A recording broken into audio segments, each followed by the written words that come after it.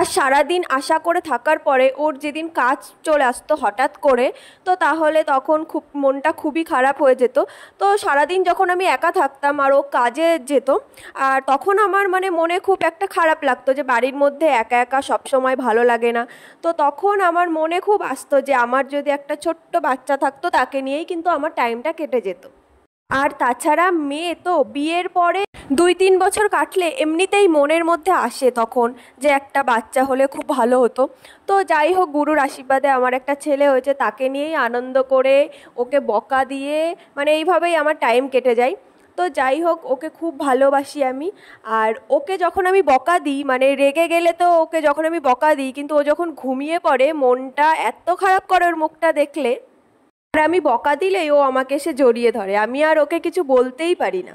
আর এখন সত্যি কথা বলতে মা হওয়ার পরে যে রোজ ঘুরতে যাব, এখানে যাবে ওখানে যাব, তো এগুলো এখন একদমই মাথার মধ্যে নেই, মাথা থেকে বেরিয়ে গেছে। এখন আমার মাথার মধ্যে এটাই আছে যে আমি যদি এখন রোজ ঘুরতে যাই তাহলে তো ছেলেটার ঠান্ডা লাগবে, ওর শরীর খারাপ হবে, এগুলো আমার একদমই ভালো লাগে না। তো আমরা রেডি হয়ে নিচে চলে এসেছি। বাড়িতে যাবে না জলেশ্বরে যাবে? তাহলে যে কোনো এক জায়গায়। আমরা চলে এসেছি এখন জলেশ্বর মন্দিরে। এই মন্দিরটা তোমরা অনেকেই দেখেছো আমার আগের একটা ভিডিওতে। হ্যাঁ, এখানেই আমরা এসেছিলাম, এখানে মেলা হচ্ছিল, সেই সময় প্রচুর ভিড় ছিল, সেই জন্য আমি মন্দিরটা ভালো করে দেখাতে পারিনি। তো চলো আজকে তোমাদের মন্দিরটা একটু ভালো করে দেখাই। এখানে এই বটগাছে সবাই সবার মনের বাসনা পূরণ করার জন্য ওই ইট বেঁধে রাখে।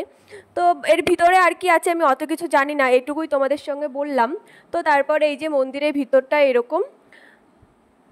জলেশ্বর মন্দিরটার না অনেক নামডাক, আর এই মন্দিরটা আরও সবথেকে বেশি ভালো লাগে যেটা একটা উঁচু জায়গায় মন্দিরটা, তো নিচ থেকে দেখতে খুবই ভালো লাগে। আর এই সেই পুকুর, এখানে সব সন্ন্যাসীরা স্নান করে, এমনি সময় অনেকে করে, কিন্তু এখানেই সেই শিবকে জলে দেয়, এই পুকুরেই জলে দেয়। তো এই যে সেই মাঠ এখন পুরো ফাঁকা, পুরো ফাঁকা বলতে রেগুলার যেরকম টুকটাক মেলা বসে সেরকমই আছে, আর অত বড় মেলা আর এখানে এখন নেই, আবার শ্রাবণ মাসে আসবে। তো পাপান এখানে বসে বসে দেখছে, ও খুব মজা পাচ্ছে। তারপর কি, জলটা তো ও খুব পছন্দ করে, তো তাই জন্য বারবার জলের দিকে চলে যাচ্ছিলো, জন্য আমরা ওই দিকে যাচ্ছি। তো আমরা একটু ফুচকা খেয়ে তারপর বাবা ঘুগনি খেয়ে নিচ্ছিল। আর এখানে ওকে ওই আইসক্রিমটা দিচ্ছিলাম জন্য ও আমাকে, আমার আইসক্রিম দেখে ও বলছে মা কই, মা কই। তো তারপর আমার থেকে একটু ওকে লাগিয়ে দিলাম, ও এখন বসে বসে সেটাকে খাচ্ছে। ওর খাওয়া দেখে ভাবছি যে পাপানটা বড় হয়ে যাচ্ছে আস্তে আস্তে। এই কয়দিন হলো ও হয়েছে। তো যাই হোক, তারপর ওখান থেকে ঘুরে একটু বাড়ি চলে আসলাম আমার। তো এসেই দেখি কারেন্ট নেই এখানে, আর পাপান তো এসেই মা পাখা, মা পাখা। বাড়িতে বেশি সময় থাকিনি, এবার এখন চলে যাচ্ছি বাড়িতে, গিয়ে পাপানকে খাওয়াতে হবে, লেট হয়ে গেছে।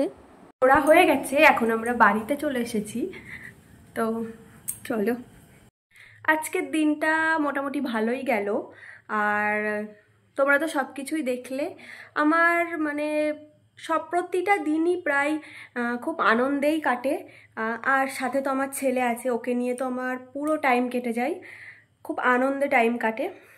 তো ভিডিওটা তোমাদের কেমন লাগলো অবশ্যই জানিও, আর ভালো লাগলে একটা লাইক, কমেন্ট, শেয়ার করতে কিন্তু ভুলো না।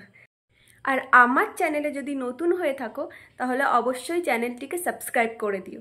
টাটা।